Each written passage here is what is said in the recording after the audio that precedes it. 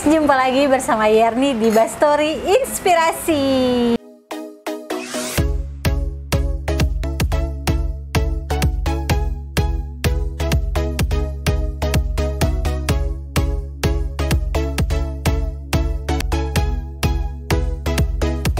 Jadi sudah lama sekali guys, video Bastory Inspirasi ini belum kedatangan tamu-tamu terbaru, dan sekarang Yerni sudah kedatangan satu tamu terbaru yang sangat spektakuler dan punya cerita inspirasi pastinya. Kita sambut bintang tamu kita kali ini, Dina Erungkui. Gimana kabar Kak Din? Kabar baik, puji Tuhan. Sehat? Sehat. Jadi Dina ini baru saja tiba di Indonesia Raya ini setelah 5 tahun. Iya. 5 tahun ya? Iya. 5 tahun. Hampir sih. Hampir 5 tahun. Pergi ke Jerman dan tinggal di Jerman dan bekerja di Jerman. Jadi sudah banyak sekali cerita-cerita yang akan Dina share kepada kita semua di video kali ini. Kak Din boleh perkenalkan diri dulu lebih detail. Mungkin ada teman-teman di luar sana yang mau tahu lebih dekat dengan Dina. Iya, pertama-tama saya agak gugup ya, mohon maaf. Namanya Dina Erungkui, sekarang berusia 27 tahun. Sekarang sedang liburan di Ambon setelah hampir 5 tahun meninggalkan Indonesia untuk sekolah dan bekerja di Jerman. Terus status sekarang single in relationship.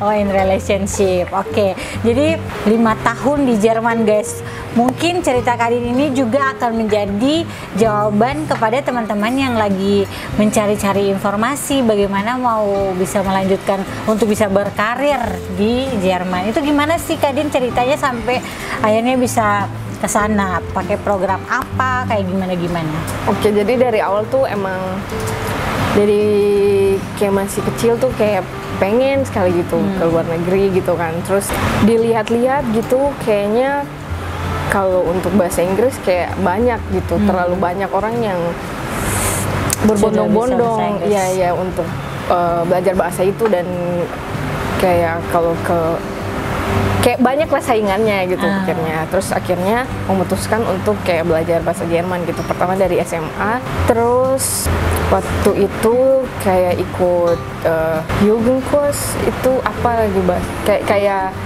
kayak kursus gitu ya selama 3 minggu. Nah, kursus bahasa Jerman? Iya, di sana di Jerman dari program dari SMA waktu itu. Terus ya, terus setelah itu pas balik dari sana terus kayak termotivasi. Ya, semakin termotivasi gitu, kayak ingin lebih lagi merasakan dunia kerja di Jerman, sekolah di Jerman kayak gitu. Akhirnya pas kembali dari itu, terus sebenarnya pengennya tuh langsung kuliah gitu. Cuman karena waktu itu juga masih kurangnya informasi tentang segala macam program-program, terus juga keterbatasan finansial juga waktu itu. Terus jadi akhirnya memutuskan untuk kuliah aja dulu di Ambon. Di Unpati ya. Di Unpati. Ambil bahasa Jerman. Ambil bahasa Jerman. Sekalian untuk mendalami bahasanya lebih dalam lagi dulu aja kayak gitu. Terus setelah lulus kebetulan pas ada kayak agensi gitu yang datang sosialisasi di kampus.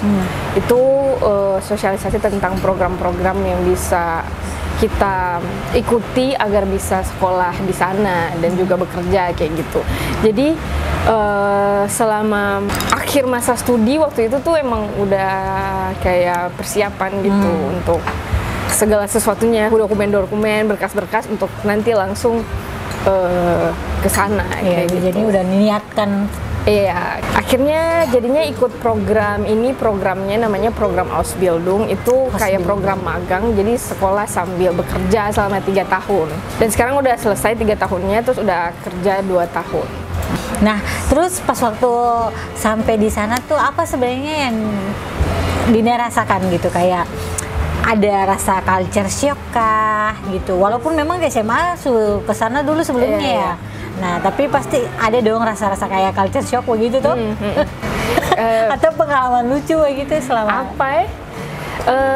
Kalau kayak yang budaya gitu sih kebanyakan, bukan kebanyakan, maksudnya hal itu dirasakan pas saat yang pertama kali itu, yang pas SMA itu, kayak pengalaman-pengalaman lucu seperti kayak toilet gitu kan, maksudnya kalau di sana tuh kayak dry toilet gitu kan, yang pakai air. Jadi kayak pas ke toilet tuh agak gimana ya ini maksudnya. Iya kayak gitu sih. Sekarang setelah kembali ke Indonesia malah kagok dengan toilet Indonesia. Kayak tisu mana tisu. Gitu. Jadi, tapi waktu yang balik dari pas kuliah lalu mau kerja di sana, kayak ada hal-hal yang kayak baru ditemukan pas di sana Seng gitu. Oh, untuk yang pas ikut program Ausbildung ini gitu maksudnya. Paling kayak kalau waktu SMA kan itu perginya untuk kayak have fun, maksudnya masih muda jadi kayak untuk kursus. Kalau yang setelah kuliah ini perginya kan memang untuk sekolah, dan sekolahnya tuh yang langsung memang praktek bekerjanya tuh lebih banyak. Jadi kebanyakan shocknya tuh di dunia pekerjaannya sih. Ya, dan kan di dunia gastronomi ya. FYI ini Ausbildungnya itu sekolahnya itu di bidang gastronomi, profesinya sebagai koki, chef gitu. Chef, Koki, ya. Jadi apa namanya, dari rumah yang memang dulu saya pernah tahu kerja gitu, saya tahu memasak, saya pernah masuk dapur, tiba-tiba di sana tuh harus bekerja di dapur tuh kayak shock gitu. Tubuh nih setiap malam pulang tuh minyak tawon, minyak kayu putih, koyo satu badang habis. Selama 1 minggu ke 2 minggu tuh langsung minyak kayu putih, koyo habis. Oh gitu ya, persiapan dari awal pertama tuh setiap pulang tulang belakang rasa mau patah. Oh, jadi itu dia punya programnya yang bisa dipilih gitu ya untuk Ausbildung ini, atau bisa ada kayak minatan misalnya. Ada minatan. Ada. Oh, oke. Jadi kalau misalnya teman-teman ada yang mau ikut program ini, bisa ada minatannya, bisa pilih. Ada banyak profesi sebenarnya. Bukan cuma di bidang gastronomi, ada kayak di teknik, ada di flege. Flege tuh kayak buat jadi nurse gitu, kayak jadi perawat. Ya, ada sebenarnya banyak, cuman memang kalau kita pakai jasa agen untuk carikan perusahaan buat kita itu terbatas. I see. That's why Kadin pilihnya chef. Walaupun memang saya ada punya skill masak awalnya. Tadinya gitu. tuh sebenarnya pilihnya tuh sebagai hotel fah. Jadi memang kayak yang buat di resepsionis, yang dan pilihan keduanya tuh yang koki ini. Cuman waktu itu ya berdoa saya buat Tuhan, mana yang keluar kontraknya ini ya sudah memang jalannya kayak gitu. Oh, gitu. Jadi saat itu yang keluar ya sebagai koki. Awalnya tuh juga kayak masih ini batul nih. Dina yakin mau jadi koki gitu kan, tapi setelah dijalani meskipun ada rintangan dan hambatan, tapi puji Tuhan karena Tuhan yang dari awal kasih, jadi Tuhan yang tuntun sampai habis. Yes, exactly. Keren. Yang menarik di sini adalah sebenarnya dari awal tuh Dina sendiri sih yang ada punya skill atau kemauan untuk masak gitu, kayak tadi Dina bilang di masuk dapur mau bawa cisu. Bilang kata jangan masuk dapur lagi, mungkin kayak gitu. Tapi pada akhirnya bisa menjadi seorang profesional chef gitu, koki kan? Ya koki lah, belum bisa dibilang chef. Profesional koki gitu kan? Apa yang bikin mau aja gitu belajar dari awal dan bahkan bisa bertahan sampai sekarang? Dari awal tuh sebenarnya mau pindah, jadi maksudnya setelah sampai di sana terus kayak beberapa bulan gitu pengen pindah ke yang itu tadi, yang resepsionis, karena mungkin dulu berpikir juga pernah jadi guide, jadi kayaknya lebih masuk nih dengan lebih linear gitu dengan dunianya, kayak ngomong-ngomong dengan tamu. Kalau koki gitu. Agak kurang passion gitu. Iya, karena di belakang, orang belakang layar kan. Tapi setelah dijalani kayak kayak jalani saja gitu, terus lama-lama kayak akhirnya bisa. Jadi sebenarnya yang ada hal yang saya bisa dipelajari. Betul. Jadi untuk menjadi seorang yang profesional di satu bidang itu harus belajar dari awal dan bertahan nih Kak Dine. Iya. Oke, selama di Jerman sih. sana pernah rasa kayak sendiri gitu, Sengsi? Oh, sering.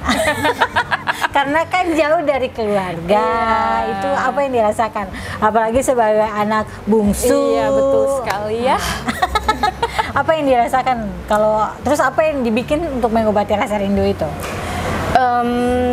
Biasanya tuh kalau rasa kesepian, rasa homesick gitu ya, biasanya tuh kalau lagi sakit sih, kayak biasanya kalau di rumah kan kalau susaki ada mama yang urus, ada mama yang bikin bubur. Kalau di sana tuh mau apa-apa tuh harus benar-benar harus take care of myself gitu. Jadi kayak untuk makan saya tuh harus benar jaga-jaga gitu, kayak kalau di sini kan kayak makan terlambat, papa nanti sakit, ada mama yang urus. Tapi di sana tuh kayak jadinya lebih tahu diri gitu. Jadi kayak makan lebih dijaga, jadi lebih disiplin dengan diri sendiri gitu. Agar mencegah hal-hal yang tidak diinginkan ya seperti sakit. Kayak gitu sih. Terus kalau misalnya kesepian, puji Tuhan di sana ada teman-teman juga dari Indonesia gitu, dan biasa kumpul ibadah sama-sama, dan itu sangat membantu sih, sangat menolong, sama-sama dikuatkan. Jadi punya gitu. Dina juga aktif di komunitas-komunitas gereja berdoa Puji gitu Tuhan, kan. ya. Jadi luar biasa, tetap selalu bisa menjaga hubungan. Oke, terus balik lagi soal yang tadi Ausbildung itu, apakah program itu dia menyediakan tempat tinggal ataukah itu cari sendiri gitu? Biasanya kalau program Ausbildung tuh memang sudah include tempat tinggal. Jadi kayak misalnya kita kerja di perusahaan itu yang nanti akan menyediakan fasilitas tempat tinggal buat kita. Berarti bagus kayak ya. Gitu, ya. Recommended. Oke. Jadi sekarang di Bersuara Inspirasi kali ini ada netizen juga yang ikut bersama-sama dengan kita ya, dan akan ada pertanyaan, dan ini pertanyaannya dari Angel. Jadi di sini saya mau bertanya sedikit, yaitu bagaimana cara agar bisa pergi ke Jerman gitu. Pertama-tama ini langsung dijawab. Oke, pertama-tama itu yang penting ada niat saja dulu. Iya, Orang betul. bilang kalau ada niat pasti ada jalan. Ya. Jadi ya kalau keinginan, kesempatan itu pasti datang kapan saja kayak gitu. Sekarang banyak program kok, banyak program bisa katong ikuti untuk bisa sampai ke Jerman kayak gitu. Banyak bukan cuma program Ausbildung ini, tapi sekarang juga banyak kayak program au pair. Mungkin kalau netizen sering mendengar di YouTube tetangga gitu kan. YouTube tetangga kan ada banyak tentang program au pair, program FSJ, BFD, Ausbildung juga kayak ini. Jadi kalau kayak au pair itu katong pergi bantu keluarga, gas family disebutnya. Jadi bantu keluarganya itu untuk jaga anak atau bantu-bantu kecil aja. Jadi itu sebenarnya bukan jadi pembantu karena tetap ada kontrak kerjanya. Jadi kita hanya mengerjakan apa yang tertulis di kontrak. Jadi selebihnya dari itu berarti ya ada masalah dengan keluarga itu, dan kita juga bisa lapor atau lakukan apa, karena kita kan ada kedubes juga di sana. Jadi kalau hal-hal yang dilakukan oleh orang Jerman tidak sesuai itu semua bisa mengadu. Ya kayak gitu. Jadi memang yang pertama tuh adalah harus ada niat dulu. Iya. Dan harus punya skill bahasa Jerman. Ya, itu penting, benar. Betul. Dan kalau misalnya tinggal di Ambon, misalnya nih dia yang kuliah di bahasa Jerman, cara untuk belajar bahasa Jerman bagaimana kalau Oke. Jadi di sini kan sebenarnya sudah banyak ya lulusan bahasa Jerman dari Unpati. Jadi kalau mau les privat kayak gitu bisa intensif. Jadi atau kalau mau yang benar-benar yang ikut kelas tuh bisa ke lab bahasa di Unpati kayak gitu. Ada kok yang kasih kursus. Soalnya dulu juga Dina sebelum ke Jerman pernah bantu-bantu ngajar di situ. Oh, oke. Ya. Siap. Selanjutnya ada pertanyaan yang akan diberikan. Nadine sudah umur 27 tahun. Berarti kategorinya generasi milenial gitu. Kalau di sini kan dulu waktu masih SMA dan sebagainya itu kecemplung di dalam organisasi angkatan muda untuk beribadah dan sebagainya. Ingin tahu kalau di Jerman itu bagaimana itu, kalau generasi mudanya apa ada kumpulan-kumpulan peribadatan untuk anak-anak muda? Kedua, kalau di sana kumpulan-kumpulan kekeluargaan, misalnya orang dari Ambon, dari Indonesia. Apakah ada kumpul-kumpul juga dalam persekutuan untuk beribadah atau lain-lain sebagainya? Oke, siap. Ya, jadi kalau untuk orang Jermannya sendiri memang itu bukan mau gimana ya, tapi memang kebanyakan sekarang tuh sudah yang tidak percaya Tuhan kayak gitu. Jadi apalagi ke gereja sekarang tuh kebanyakan ya orang-orang tua saja gitu. Kalau anak muda tuh sudah jarang yang pergi ke gereja. Tapi kalau untuk Dina sendiri kebetulan puji Tuhan, Tuhan tempatkan di mana di kota tuh ada orang-orang Indonesia juga, dan juga kita di sana sama-sama rindu untuk beribadah. Jadi kita biasanya kumpul terus berdoa, terus ibadah kayak gitu. Terus untuk kayak biasanya ada juga kayak PPI kayak gitu. Jadi ada perkumpulan orang-orang Indonesia. Nah, di situ biasanya juga ada banyak kegiatan sih yang dilakukan selain juga beribadah, tapi kayak makan bersama kayak gitu ya. Jadi sendirian lah, ada tamang-tamang gitu. Berarti kalau ada kayak organisasi, misalnya kayak di sini kan kayak anak-anak muda tuh angkatan muda organisasi, terus ada perempuan misalnya atau laki-laki atau orang-orang tua punya persekutuan itu jarang ya di sana. Kalau untuk di gereja Jermannya sendiri tuh kurang tahu juga ya, soalnya kan Dina kerja tuh juga weekend Sabtu Minggu, jadi kalau minggunya tuh juga ke gereja harus kerja gitu kan. Cuman biasanya ikut online karena memang ada gereja dari Indonesia yang pelayanannya itu secara online, menjangkau orang-orang Indonesia yang ada di luar negeri, yang ada di Eropa, yang ada di Jerman. Dan puji Tuhan masih tetap terkonek gitu. Iya, jadi masih tetap ada dalam organisasi. Bukan organisasi juga sih, kayak komunitas. Iya, komunitas rohani. Jadi ya sing salah arah lah ya. Apa pelajaran yang Dina ajarkan untuk yang Dina dapat selama 5 tahun di sana yang diajarkan kepada diri sendiri? Oke, kepada diri sendiri yang pertama itu kayak jadi lebih mandiri gitu dan disiplin dengan diri sendiri. Seperti yang tadi Sudi bilang juga di awal, jadi belajar lebih disiplin dengan diri sendiri gitu. Kalau di sini ada orang tua yang urus, di sana harus lebih makan, harus tahu waktu, kayak semua sendiri gitu. Jadi harus pintar-pintar atur membawa uang diri juga. Iya, atur uang. Iya. Terus kalau yang berkaitan dengan dunia profesional kerja, adakah hal-hal yang Katong perlu belajar gitu, hal baik dari dong di sana punya soal ketepatan waktu kayak gitu.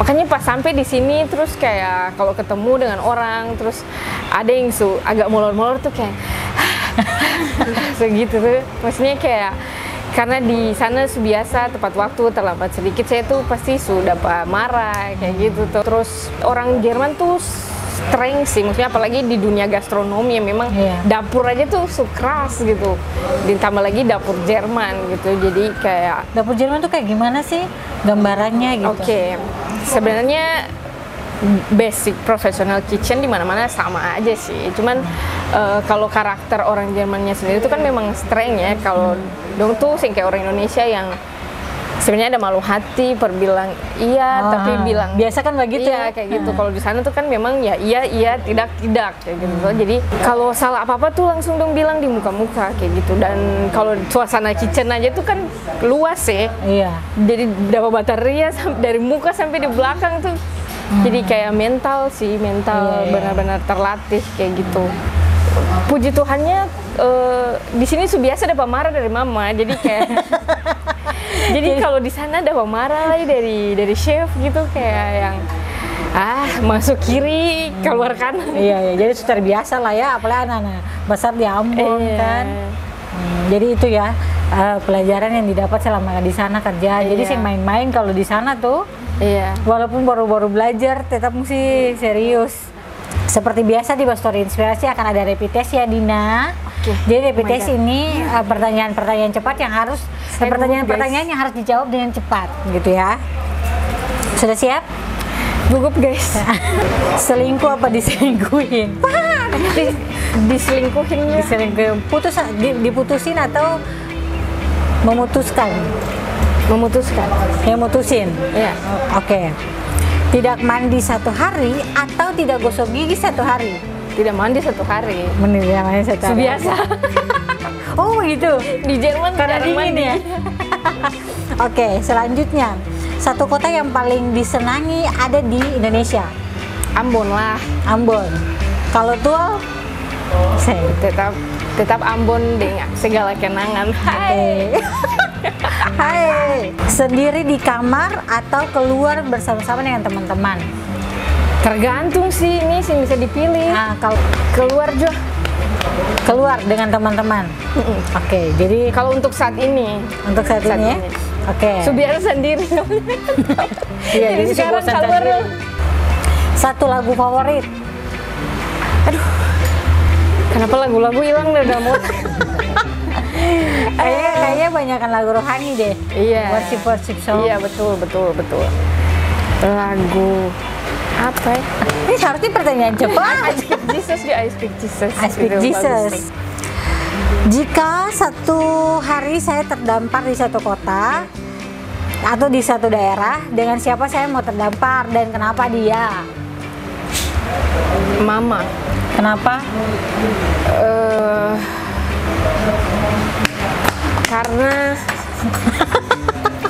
Karena si Santos lah. Saya. Pilih profesi sekarang tetap menjadi seorang koki atau pindah profesi menjadi seorang pengajar? Tetap juga. Tetap jadi seorang koki. tetap. Oke. Sebutkan satu chat terakhir di WhatsApp dengan siapa, spill di video ini. Silakan. Saya terakhir itu dengan Bisa langsung kakak. dibuka handphonenya, kasih tunjuk bukti. Sabar. Ini kalau ke pacar Oke. nih. Kakak. Bisa dilihat ini ada tulisan Bunda Dio, yaitu kakak saya. Jadi Kakak Tres. Iya. Ini ada kirim tiket, ada laporan sudah sampai di Ambon Besti gitu. Soalnya tadi dari Tual langsung ke sini. Iya, jadi memanfaatkan waktu liburan nih, Iya. jalan-jalan kemana ke sana. Oke, selanjutnya satu snack favorit. Sukung nggak barang yang ada di Jerman? Sebutkan satu nama yang terlintas di pikiran Anda saat ini. Satu nama. Michael. Bapak. Oh ya, Papa. Bung Sumik nama. Oke. Seperti apa sosok Dina pada 10 tahun kemudian? 10 tahun berarti sudah umur 37. 37. Sudah gambarkan sosok Dina di 10 tahun kemudian. Semoga sudah punya usaha sendiri ya, bisnis, sudah buka bisnis di kampung. Di kampung halaman tercinta. Di Ahanari. Iya. Oke, terus kayak gitu. Atau di Ambon lah. Pokoknya pastinya di Indonesia lah. Atau di Bali, mungkin intinya di Indonesia lah. Kalau Tuhan berkehendak sudah menikah juga. amin. Sudah bisa jadi rich auntie ya buat Oh my ponakan-ponakan. god, ya benar. Terus sudah punya banyak pengalaman ya. Iya pastinya ya. Pengalaman. Dan sudah stay in Jerman atau in Indonesia? Kayaknya 37 masih di Jerman deh. Mungkin 40 atau 45 gitu. Modal tak kumpul baru pulang. Oh, oke. Jadi kayak tinggal urus bisnis lah gitu kalau pas pulang. Gitu. Apa alasan untuk harus tetap mau balik ke Ambon? Alasan paling kuat? Keluarga sih. Keluarga. Iya. Oke. Semua basic tuh keluarga Iya, ya. dengan kayak ada kerinduan gitu sebenarnya, kayak kalau bukan Katong yang lihat tanah ini siapa lah, asik. Nah, itu aku mengintip tadi di situ. Oke, jadi Bastori bersama dengan Dina kali ini, Dina akan tutup, kita akan tutup ya guys dengan inspiration statement. Mungkin ada Dina mau sampaikan apa? mau menyampaikan apa yang bisa menjadi pesan untuk teman-teman muda yang menonton Best Story Inspirasi kali ini supaya bisa termotivasi? Jangan takut sih, dan takut jatuh, asik. Karena ya dulu juga awal-awal pengalaman karena dia waktu kecil terus kayak nonton Barbie gitu misalnya, terus pengen nih hidupnya itu kayak gitu. Terus akhirnya itu jadi motivasi gitu. Terus belajar menggunakan jadi untuk anak-anak muda yang ada di buku terutama yang asal ya banyak kesempatan sebenarnya, banyak program, tergantung kalau kita punya niat pasti ada jalan. Tetap terus berusaha, jangan cepat menyerah. Jangan cepat menyerah. Iya. Jadi satu kali gagal ya langsung patah semangat. Coba terus. Yes. Ya, yang terakhir saya tetap utamakan Tuhan dalam segala hal. Tuhan akan buka segala jalan. Sampai dimanapun di dunia ini tetap ya pegang teguh iman sampai akhir. Oke, jadi Kadin terima kasih banyak ya sudah berbagi di Best Story Inspirasi, dan pastinya pasti ada orang anak-anak muda yang nonton video ini yang punya kerinduan pasti sama kayak Kadin, sama juga kayak Beta yang kayak punya kerinduan begini bagaimana satu bisa dua nih kayak gitu, tapi ternyata sekarang sudah banyak jalan untuk bisa mencapai mimpi-mimpi itu. Benar kan pastinya? Dan yang tadi Kadin sudah bilang jangan menyerah dan selalu mengandalkan Tuhan, karena kalau andalkan Tuhan segala jalan pasti terbuka. Setuju? Ibu Enja? Ya, oke. Jadi sekian guys, terima kasih banyak sudah nonton Best Story Inspirasi kali ini bersama-sama dengan Dina Erungkui dan Diarni Erungkui. Dan Bapak kami, Bapak Beni Erungkui di sini juga ada ya guys. Kemudian ada Angel juga di sini. Erungkui. Erungkui Family. Jadi orang-orang Tepa sama wanita tuh. Oh, jadi terima kasih banyak buat teman-teman semua yang sudah nonton, dan semoga ada manfaat yang didapatkan di video kali ini. Sukses terus menggapai mimpi semua kita, dan see you in the next video. Bye bye.